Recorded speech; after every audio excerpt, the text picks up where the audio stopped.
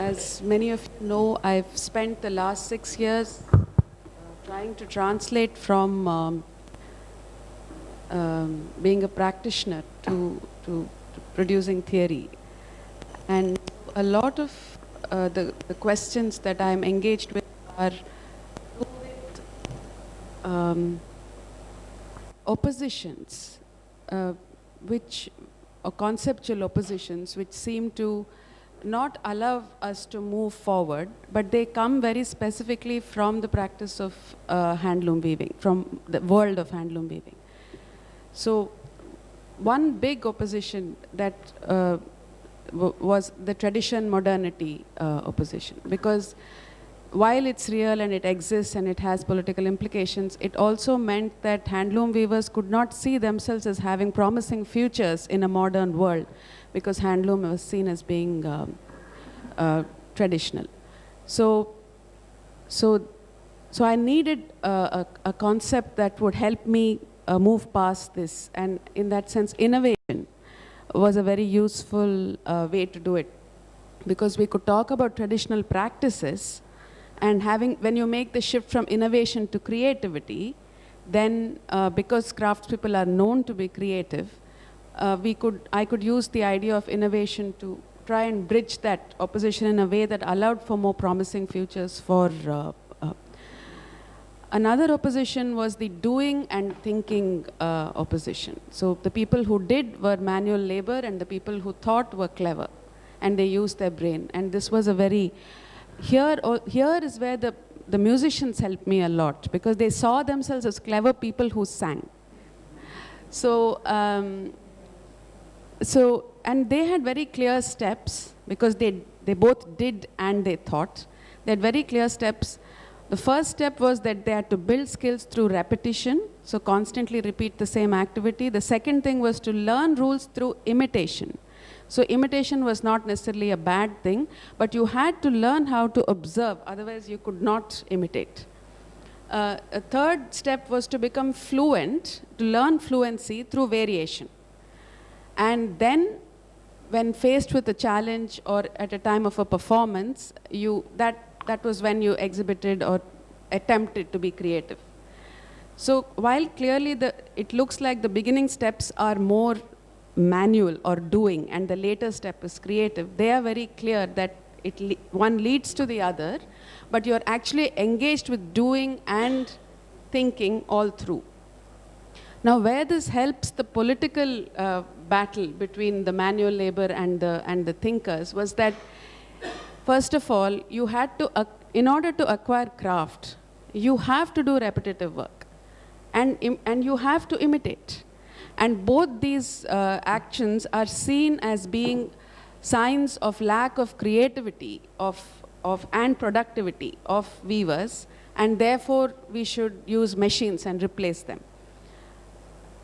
But somehow they seem to want the innovators. I'm talking about the policymakers. So when we link these two, we are able to say that, well, actually, you can't have the innovators if you don't have the practice, and you don't have the repetition, and you don't have the huge mass of people who are actually doing and learning the basic work. A third opposition was between faith and rationality. The language of faith and the language of rationality. And the metaphors of faith are very oppositional to the metaphors of rationality. But there were some things, again, in the practice that allowed us to transcend this, and that was that eureka moment, which was not rational. And what the musicians referred to was, they called it the divine bliss of creativity. And within science, it was called the flow, or a leap of not so much faith as a leap of intuition. But definitely these were not rational processes. And there has to be a belief that when you leap, you will land somewhere. So in a sense, it is faith. If not faith in God, it's faith in something. And there also there is the other little opposition there, which is about obedience to the teacher. So if you only listen to the teacher, how can you be creative? And this whole thing of the teacher setting challenges and teaching you to ask questions, this also seemed to clear a little of that opposition between obedience and having autonomy. The fourth one was that all these were between craft, art, and science. That was another, kind of a difficult thing. But if we thought about practice in this way, then scientists, as well as craftspeople, as well as musicians, artists, agreed that this was common to all. These processes of repetition and... 3 minutes to go. Yes, thank you. So these processes were not contradictory, they were actually complementary in science, in craft, as well as art. So in a sense, what I was looking for throughout the workshop was, when we talk about a vocabulary, was for these kinds of concepts that allowed us to move beyond these oppositions that had us kind of entrenched and stuck. And I've collected some gems. One I have from Anik when she said obduracy and stability. So obduracy is generally seen as resistance to change, but if you're working towards stability, then you can actually use that obduracy as a way to move forward in the direction you want to move forward. Then we had anchoring innovation. We had virtue as knowledge. We had ignoring, anchoring innovation. So you're anchoring the new in the old.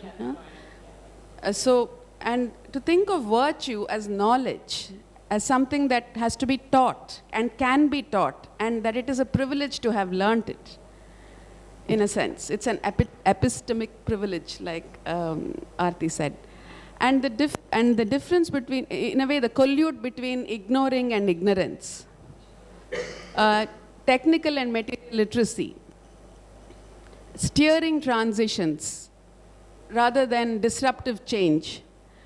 And what I have from Professor Jan Breman, which I will think about for the next many months, is I always had a question about when we use technology in this way, then seems to be a thing of a good technology and a bad technology. We want technology, but we don't want technology.